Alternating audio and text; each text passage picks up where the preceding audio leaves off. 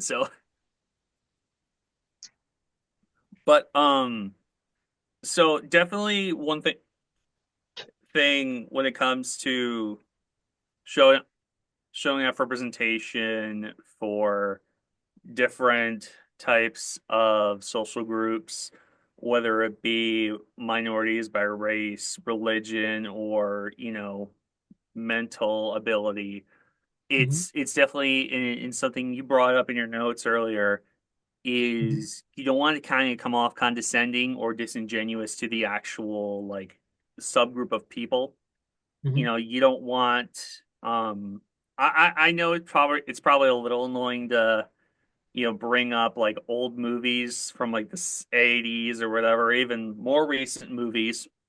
Hmm. Unfortunately, there was the movie by Sia, I believe, Oh dear. and Oh no. Oh, we're going there. Oh no. yep, yeah, Oh and gosh.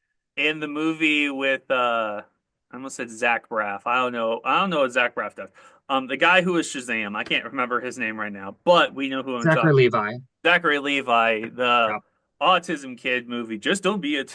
He probably I haven't seen the movie. I don't choose not to see the movie, but it's and having this representation of um a mental illness, and a lot of these movies, at least from what I've seen, that in the mainstream media you don't see at least I have not seen a lot of good mainstream media movies Hmm. that put people with neurological disorders in a good light.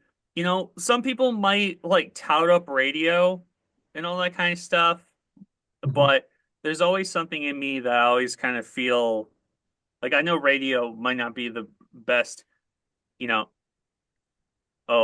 representation for like any of that, but it's very frustrating, even for the quality of the movie it is, to associate somebody with a neurological disorder such as autism Hmm. or any type of cognitive um issues, just kind of treat them, and I go back to the movie by Sia, as like as if all people with this are bumbling toddler, like adult-sized toddlers, so to speak. At least that's how I feel. It's always been frustrating for me seeing people like me that are on many different levels of this whole thing just being kind of dissolved down to we're all mentally toddlers, nonverbal, and can't do anything, can't pay taxes. I'm not going to get into the rest of that part. But something else that what makes it hard for mainstream media to actually respectfully do representation is because they're just way too busy attempting to homogenize an entire diverse group of people just so that a mainstream audience can digest it. And it's just not possible. It's very problematic because if you actually take the time to communicate with these communities, and it's not even just like mental attribute, mental stuff communities, but like ethnicity communities, race communities, LGBTQ plus communities, like all of that is so diverse that you just can't create a singular character that represents the entire community. It's like you just can't because they're just so big and diverse. it That's true. and it Yeah, I also mean, oh, Okay, well, I'll just like also like even a slight retort, because I kind of mentioned it at the start.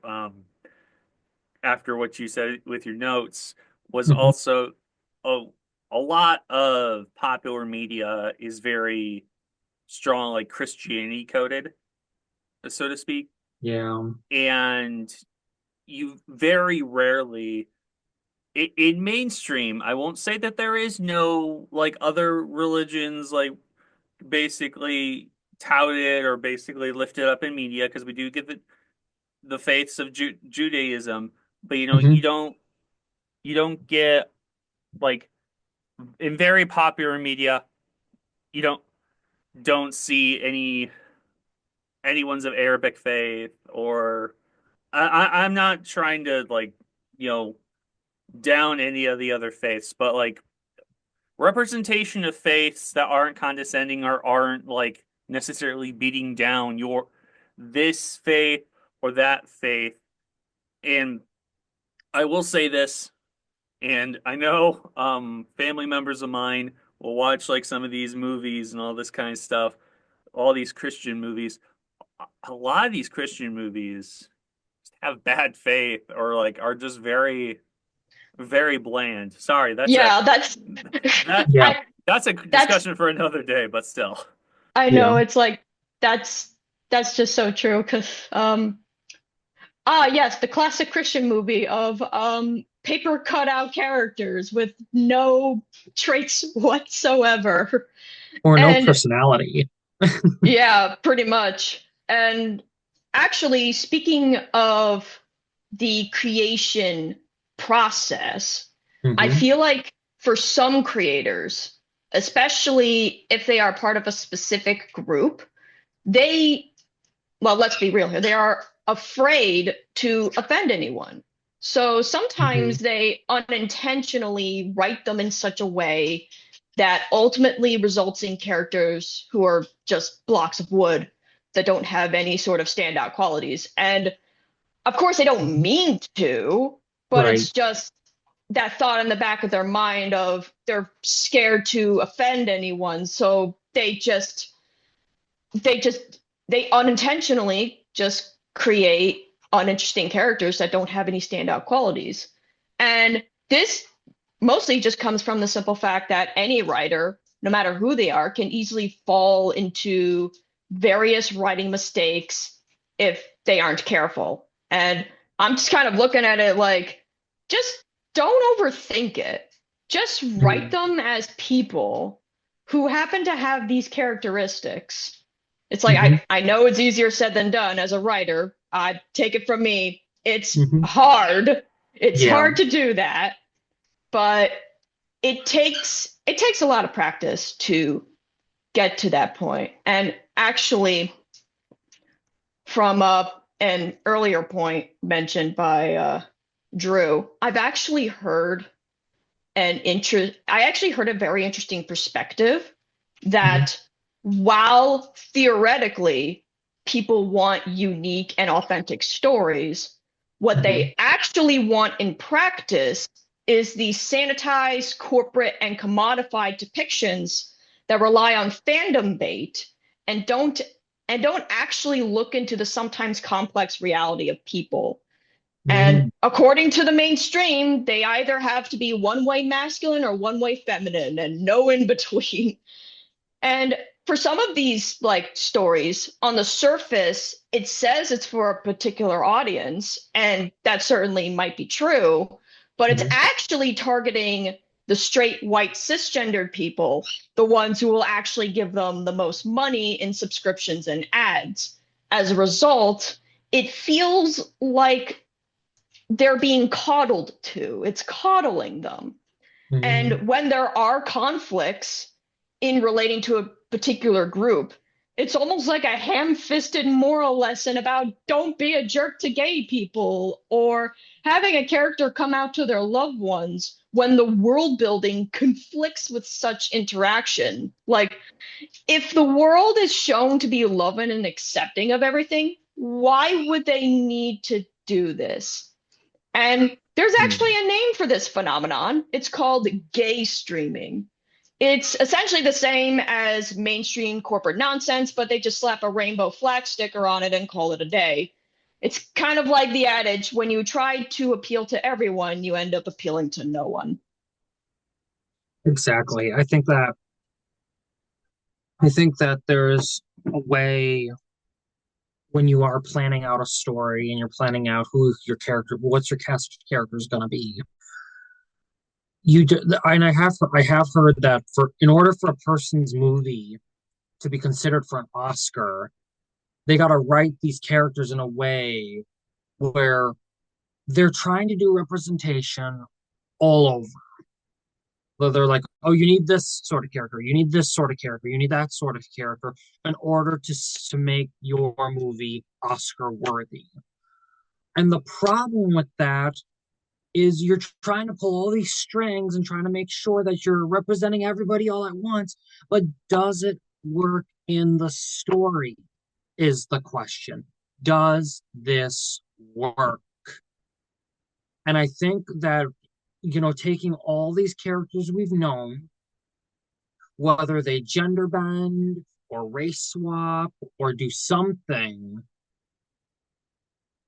this is why you need to create new characters. If you want a new character that is similar to someone we have met or have known of in the past few years or many years, then do that instead of taking some other character that we've known for years to be this, and they want people to have them stick with that, then either just don't touch it at all, which I wish corporate entities would stop touching things that's not supposed to be touched, or just come up with something that comes out more natural.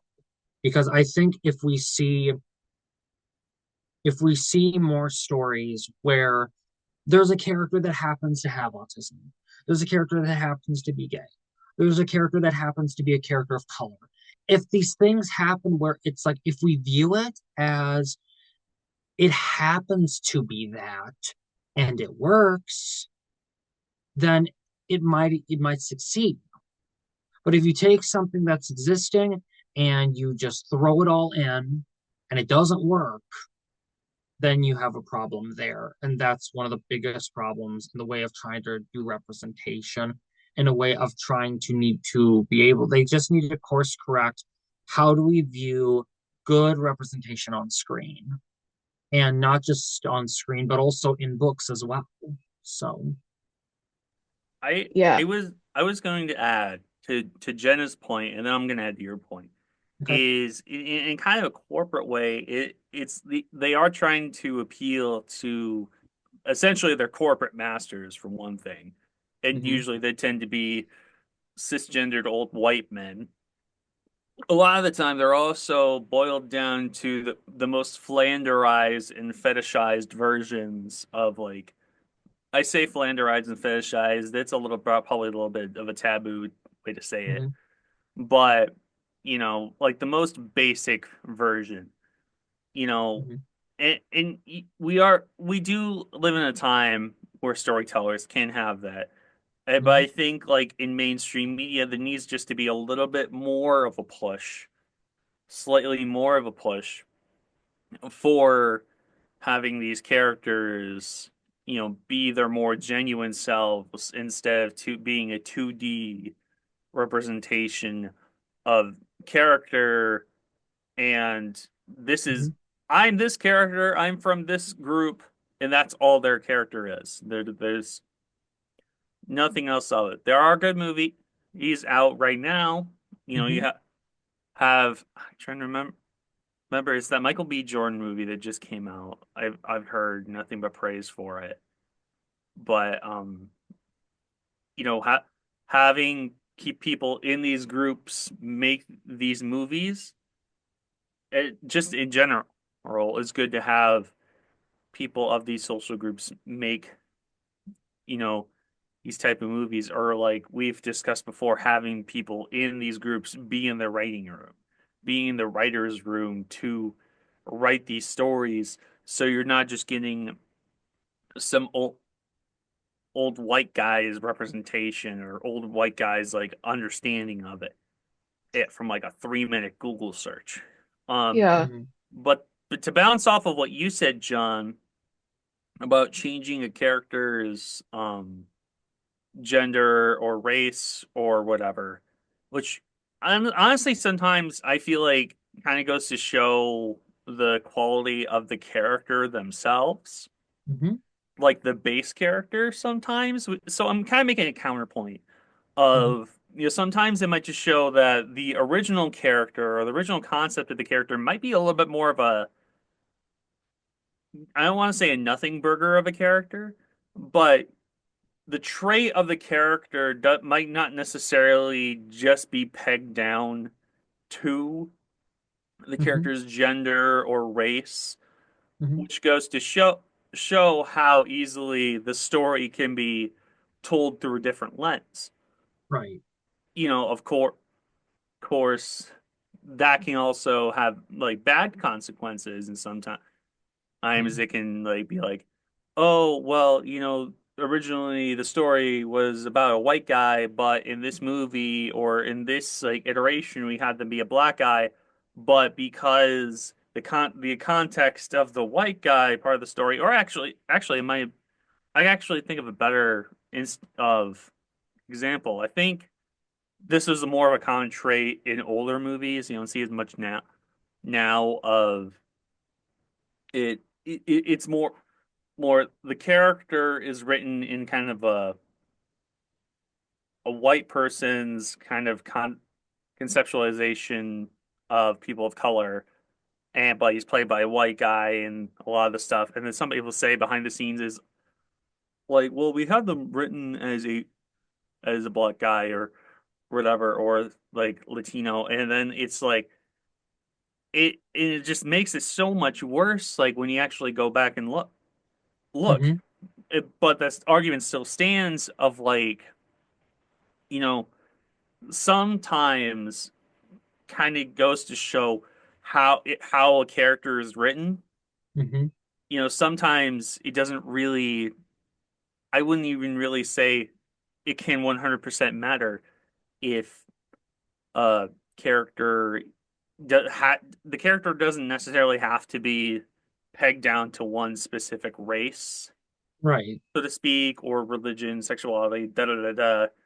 Um, it's kind of a revolving door, so to not really a revolving door. That's not the right word, but I really think having unless it inherently takes us out Hmm. of the story, if it doesn't necessarily ruin the story, then I don't think this changing that could come back to bite me.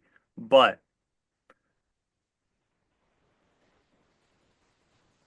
yeah, I just think if the story can be used for anybody and it's not just used for like a white guy or having Hmm. whatever, that's good. But I can understand where you're coming from, because there are the stories that explicitly say, oh, this character was female, or this character was explicitly a gay man, and they swap out this gay man for a woman, or Hmm. they swap out somebody of color for a white woman, and it kind of turns somebody whose story is very much about a system that victimizes them for everything that they've done, turns Hmm. into white woman being victimized by this. Yeah. So Well, sometimes it works. Some. I'm not saying it should never happen, but sometimes it does work. Sometimes it works very quite well, actually. But but again, when you are trying to do good representation, you got to be very cautious about how you approach it. And I think that a lot of companies don't think about the caution of to the approach is the Yeah. thing. And you know, like what we've been saying, this is why you need to have like a diverse team, like an actual diverse inclusive team when working on stuff, because that's how you learn from different experiences. That's how you Yes, learn from yes. different groups and who they are as people. And Hmm. also, secondly, and this is probably going to be the most mind-boggling thing probably almost anyone has ever heard. What if the advice of avoiding negative stereotypes is actually being restrictive on artists and writers in what they are and aren't allowed to show. Now, I fully understand that there is a documented history of the early days of minority representation in media where they were treated as objects to be thrown away or merely to exist and nothing more. And writers simply not giving a crap about Mm-hmm. how they come across in their depictions. But that's Yep. just it. The reason I think why people were frustrated with these depictions and stereotypes were because that's all they were known for. They had no other defining characteristics to speak of, no Mm-hmm. other reason to exist. They served one purpose and nothing else. And that I feel is what people are truly upset about. And Yeah. what's happening in the mainstream with its focus on purely wholesome content with nothing else to define it, it's no different because sticking to one extreme, whether it be purely wholesome or purely problematic, will never show the full picture of an individual and how they interact with themselves and others. And like I said previously, Mm-hmm. trying to monolith communities for a mainstream audience is not only a fool's errand, but also problematic. Every individual has their own experiences based on things like intersectionality and interests. And unfortunately, there are some people in these communities that are just plain jerks. I mean, Yeah. sure. Sure, most of the time they might have a backstory reason for why they're jerks, but they exist. Like, for example, there are unfortunately gay and lesbians that are transphobic and or biphobic. Mm-hmm. Various sections in the physical and mental attributes communities clashing over who's better than one another. Southeast Asian queer people being rejected by their white queer people in the same community because they don't fit the strict Western narrative. Infighting Yeah. between different subsections in various communities about what is considered masculine or feminine. it's Mm-hmm. all it's all just a mess. And with such large communities that constantly overlap with one another, it's bound to happen, unfortunately. So Yeah. the question becomes, how do we portray that very real aspect that not everyone in the community is a nice person without falling into stereotypes? Well, I guess not making them one dimensional is a start, creating Mm-hmm. understandable reasons why characters act the way they do, not excuses, expl- explanations, not excuses. There's a difference. And depicted as well rounded, flawed, but memorable characters who happen to have these traits. The thing that I've been thinking about, and this is just from my personal writing experience of how to process this, is that, for example, if you have this antagonist or generally unpleasant character who just so happens to be gay, then Mm-hmm. maybe adding another character who happens to be gay that is kind and wants to help out and maybe even potentially needs to work on a few things with their personality, I feel that can help. Now, of course, there are exceptions to this point, like how there are some characters who have charming, over the top personalities that you can't help but love them, or Mm-hmm. it's somewhat an episodic series. It also depends on the type of story you are making, whether it's a fantasy story, a modern story, or even a surreal comedy series. But even Mm-hmm. then, I feel like no matter what it is, the most important thing to do when including diversity and inclusion is to not mess it up. I was gonna say, and that also kind of reminded me, and it's a little bit of a dumb point to bring up. I did have one other thing I was gonna mention because you mentioned it. It is really sad that even in communities that are so like tight tightly knit in like one part of the globe. It's like, oh, well, you don't live up to our standards over here, so we hate you over here. That's really sad. And to have even, even I admit, and I hate to, especially when I was younger, but before I was with TinkTank, I admit I was a little bit of the type of person that was on the higher functioning end of the autism spectrum and neurodivergent. And to see people with much lower functioning, I did have a disdain for it, as younger. And as somebody who's kind of grown and seen like other people, and and worked with Think Tank and seen the people that have all these artistic and like all these brilliant ideas and all this kind of stuff, it really shows is like the creative people, all these people. It doesn't matter like what level of like mental faculties these people are. Just that the fact that we have all this ableism, Hmm. even in our own community, is just it's so frustrating. It's really frustrating.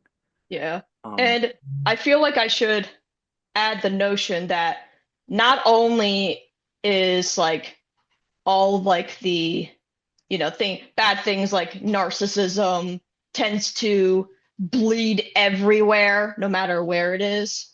I've Yeah. also heard the perspective of how it's always the communities that have something in common that always start the fights with each other. you do tend to notice, like, especially in times of like or in groups of people that have a lot in common, even the smallest little things that irk like people in the smallest way sometimes can evolve Yeah. into much and much worse things.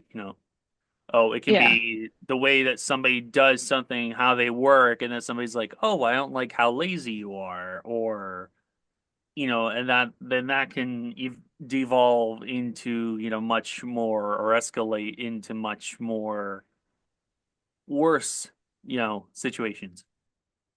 Yeah. And then like uh continuing on with the point that I was making, it's like then again, I feel like with a lot of these like media representation and all these things like that, it really depends on personal taste. And that's fine. Some people want to see people in their community in a purely wholesome light and escape to a different world. Some Mhm. people want a realistic depiction of their community, bad people and all. Like for me, I fall somewhere in the middle. Like, for example, I write fantasy and sci-fi stories that involve characters where their gender identity or sexuality is barely even mentioned. And if it is, Mhm. it would probably be like some kind of slight, subtle comment, or it could even help build up one's character. And that's mostly just done to make it official. And I'm like, not saying to ditch all the social media posts or extra books on a show or movie or whatever that mention it. But if you're going to do it, actually commit to it in the actual source material. Yes. Yeah, I totally agree. I think when, like, for example, the one problem with like I kind of saw it. There was a movie that came out a long time ago called Strange World. I think it was animated or something like that, where they had a character, like the character mentioned that they liked somebody, and they just never brought it up again. They're like, okay, cool, like never brought it up again, and Yeah, just that's never really went through with it. yeah, that's the main problem with a lot of these mainstream. They just half-ass it. Um they just they just don't commit to it fully. Yeah, and when they don't commit to it fully, then they're like, oh well, you didn't do enough of it or something like that. It's like, well, they couldn't. They just did it and just dropped it. Yeah. And So, also, side note, when you mentioned Strange World, I know exactly what you're talking about, and that was one of those movies where it's like, oh yeah, that existed, because it was one of those movies. It was one of those Disney movies where it's like everybody just forgot about in a year because Yeah, it was just that generic. yeah, and like, and then Yeah, that's the thing. You got to make sure that when you write a story that you want to show that there is diversity and inclusion, you want to be able to make sure that it is memorable. Because some people might see it one day and be like, well, that was a thing. Or was yeah, that a thing? I don't know. yeah, and I kind Whether of feel that's pretty bad. soon. I kind of feel bad for the people that made Strange World because like I don't know why the first thing I thought of when you guys brought up Strange World, I thought you meant Cool World, which is like a movie from like even further back. I'm like I'm thinking of Cool World where the guy turns into a cartoon. It's like the one where the guy turned into a cartoon. What? No, wrong No, it's one. like no, it's the one that's like Journey to the Center of the Earth, or not Journey to the Center of the Earth, but it's a very journey movie. Mhm. Um, no, I think I already mentioned it, but I did want to bring it up again. I think, sometimes that, and I'll say this, and I really want to bring up more different types of diversity type stuff, but I do like the thought of sometimes just kind of writing a character and Mhm. encoding them into having like these type of personalities. So like say just like, oh, this character is quirky, and a lot of the fandom will be like, oh, well, this character 100% has autism. I think sometimes Mhm. it's good because then Yeah. you don't necessarily have to be like put the label on them, and then some people infantize them or Yeah, something like that. that's What? true. I was I, just gonna say that that's like true. Like there's definitely cases where a character is written in a certain, like a memorable character is written in a certain way that people really like, and they almost like they relate to that character, even if that character doesn't have a specific trait, and that's fine. It's like I said, if like I said, it really just depends on the person and what they want and stuff like that. And that's fine. I mean, even I'm still learning about how to do all this and stuff. yeah. It is a little sad when you do see people that like the writers for certain series. When somebody asks, it's like, "Oh, did you purposefully write this character to be coded with autism or some type of neurological disorder?" And the person just shoots it down. So it Yeah. kind of gets a little frustrating to be like, "Okay, so you just kind of unintentionally gave these people these quirks, and you know." Like, I do think it kind of shows in a self-reflection type thing for some like for the communities yeah, to have like I can't I know that there are even popular media ones where they don't explicitly state that the person has it, but like just the way fandoms react, it's like, oh, this person 100% have it. So I think, I mean, for me, when it comes to something like that, I fall somewhere in the middle. It's like, on one hand, I understand the appreciation of having a character that is officially has this label because, sometimes it's hard to find specific characters in media because sometimes they're just so like, because some studios don't want to commit to it. But on the other hand, I also understand about a fandom almost self-inserting traits onto a character, not like in a bad way, but in a way that it's like a self-insert. They see something in the character that they can relate to, and that's fine. Yeah. I I will say, and I can't I don't think any of us can really 100% say for our own certainty for cert certain types of stories, but crap, I had a point with this.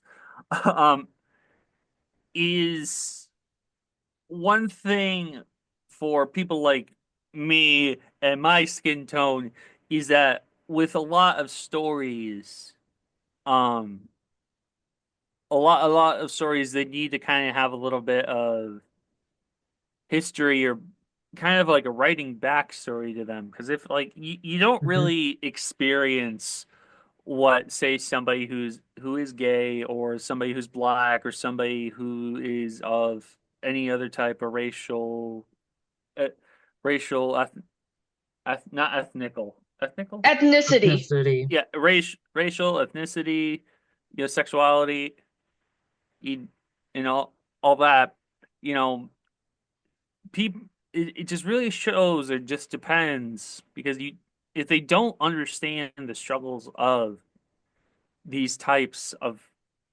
people, then Hmm. it's not a genuine story.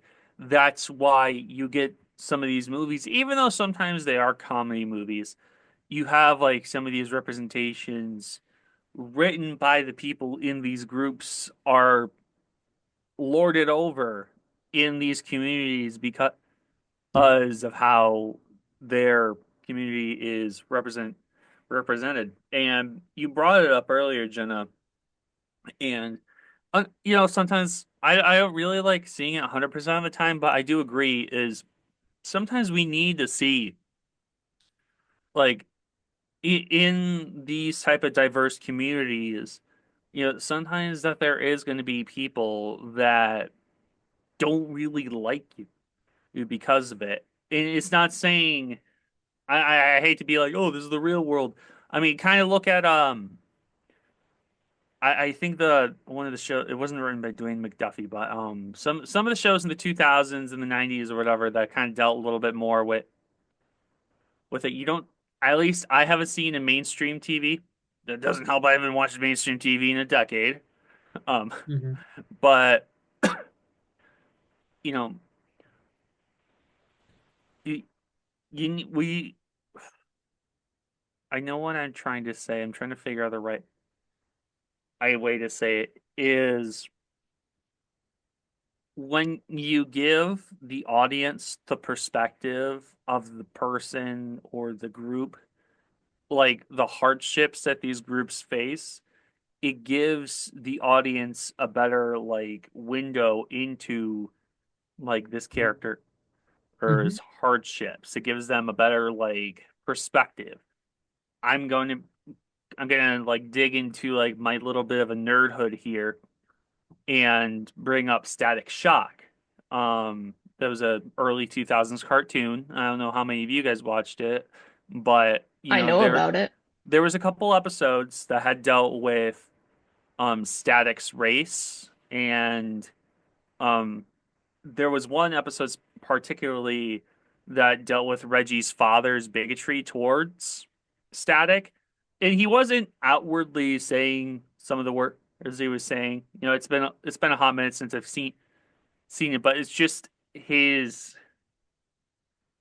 way he was kind of acting towards Virgil and his dad, just because they were black. And it's like it just kind of really goes to show that especially with how Virgil's father reacted to Reggie's dad.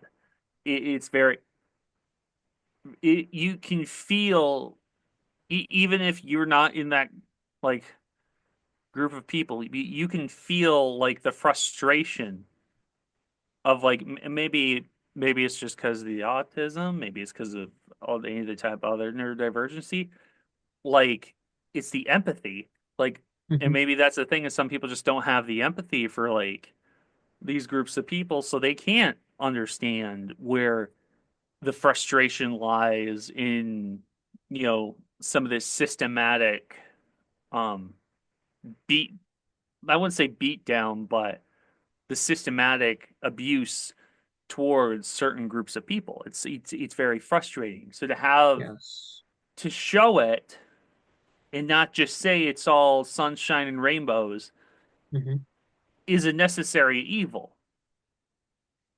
But, you know, but yeah, and that is what's good to have some of the shows written by people of this culture because then they can show the necessary evils to show that this is what we deal with, and you need to see why this is wrong. Well, at Yeah. least that's where I Yeah. kind of lie with that. It Yeah. makes sense. It makes more sense when someone from that certain minority can help in the writer's room and say, you know, if you want to do this respectfully, here's what you need to do. Is it really hard to just ask someone from that minority, how do we do this well? How do we do this respectfully? How do we do this where we are writing a good inclusive story? Yeah. Like, is it like guys, come on, it's like, is it really the now I'm not saying you need a whole like this has been some of the problems of the writers' room that we've had in the past few years, and this is one of the reasons they had the strike. Was obviously, yes, we don't want to use AI to write our stories. Obviously, we don't want that to happen. But the reason they had been doing that is because they wanted to cut how many people are in a writer's room. Now, Yeah. personally, it depends on the project. If you're doing a movie, 2 to 3 people.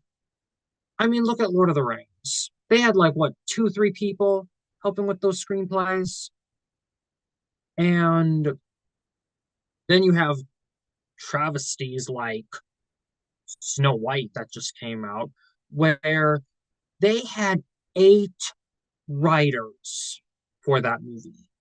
8. And I'm Yeah. like, or they went through 8 writers, actually. They went through 8 writers. How do you have how and why and what do you need to have 8 writers for a simple fairy tale? To Because adapt a they fairy tale. Yeah.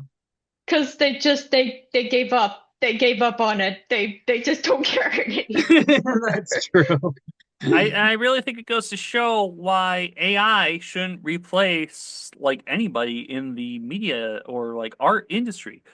because AI does not have the experiences. It doesn't have like it can't write the pain that Mm-hmm. a writer feels, especially if Mm-hmm. it's a black writer writing about just the whole the black experience.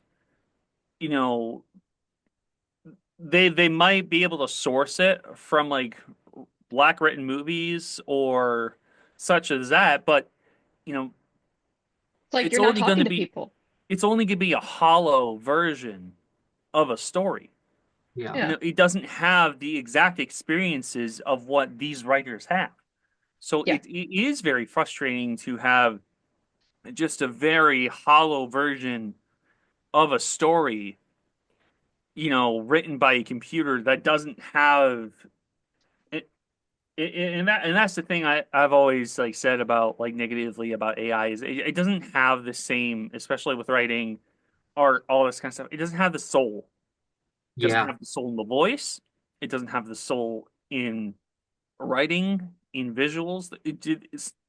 There's a lot missing there. Can it be used as a tool if we can do it ethically? Possibly, but don't make it something to fully replace everything in this art form, especially when other parts of industries and other sections of things are at threat. You know, we're already having trouble with like people being kind of lazy and don't want to do the writing; they just want to do the visuals. It's like I don't think. Yeah, it might cost you a couple extra bucks. Just have a writer. Yeah. It might cost you a couple extra bucks. Just hire a camera guy. Yeah.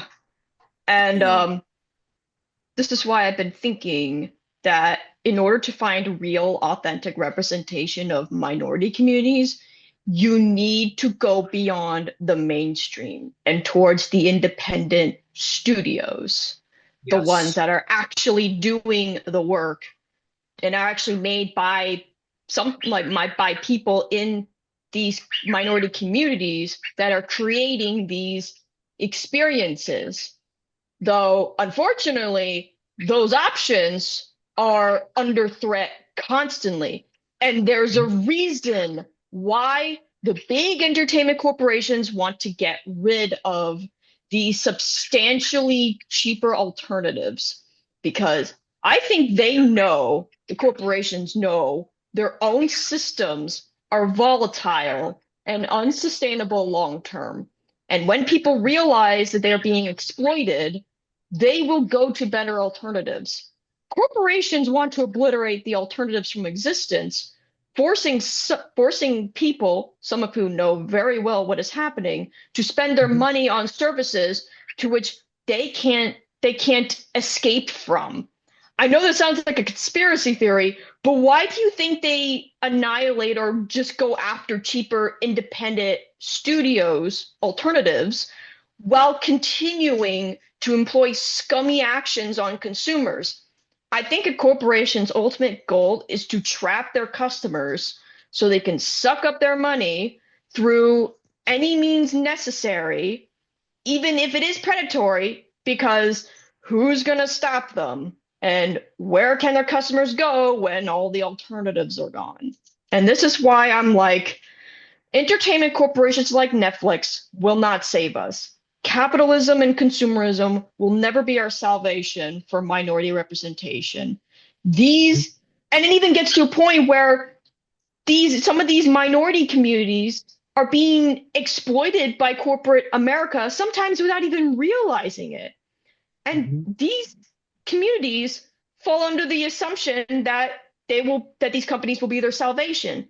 But corporations never cared about these communities. They just see them as another way to make more money and get new viewers. And when their purpose is done, or if a show or movie doesn't become the next big thing, then they're tossed aside. They're not prejudiced towards these minority communities or anything. They just don't care about them. And they see them as another lucrative way to make money and get free promotion from their audience.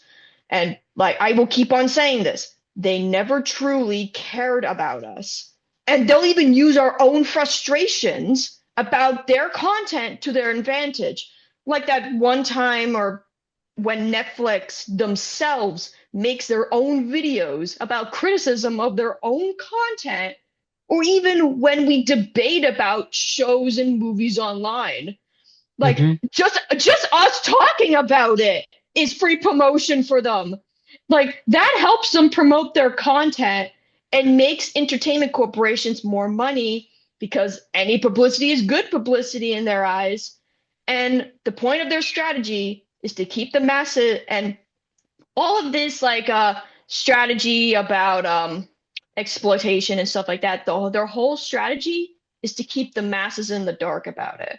But Mhm. when people know about it, they will Mhm. go somewhere else, which will continuously revitalize the independent studios who are more open about telling authentic stories, stories that mainstream media will never do. Yeah. And I think that's why in kind of going very far back is it's why it's good to have stories written, produced, directed, all that by people of these groups, Yes. of all these groups. Yes. And Very sometimes true. you can't get the same effect, the same genuine effect Mhm. of the story feeling natural to itself and its audience if it's just through the lens of somebody who's never experienced it. And I keep like repeating it, but it's at least I feel like it's a fact is like you can't if you haven't experienced what somebody in any of these types of groups hasn't experienced, and you get mad when they say, "Hey, these are these actual bad things that we experience," then you don't understand what the problem is. Hmm. It's a sad thing. So, Yeah. And again, I want to mention from what I mentioned from the very beginning is that even with like these writers and these creators from these communities, it's that any writer, like I said, any writer, no matter who they are, they can easily fall into writing mistakes Hmm. because every writer knows that it is not easy to write characters. It's not easy to write characters, it's not easy to write stories. It's like it's difficult for everybody. Yep. But as I said before, it it just it just takes practice Yes. to write these stories and these characters. And this is why I think the discussion of representation in media is still in its infancy. I mean, Mhm. we're still trying to figure out how to authentically represent a community, but unfortunately, that discussion is often weighed down by corporations wanting to make money and expand into different markets to exploit them further with that while pretending to care, unfortunately. Yep. So, this is why I think one place you can start by trying to authentically represent a community is to just talk to different people, getting to know different people, Hmm. developing empathy and understanding so you can get a well-rounded perspective on who we are or what other people are. It's like go outside your echo chamber and see things you might have never have seen before. The joy of a show. I don't know if you guys have heard of this show. It is on Netflix called Love on the Spectrum. It's such a great joy to see a show like that because not only one, it is good representation, but you get to see the different sides of people who have autism. You get to see the different spectrums of autism throughout the show. And it's nice to see that and to be like, oh, this person has this interest or this person has this interest, sort of thing. And how do they truly and willingly and just gratefully experience life? Just to see them in their almost everyday life. It's nice to see that, and it's nice to see that in a way where it works. That's what's important too, is it has to work in the best way possible. Yeah.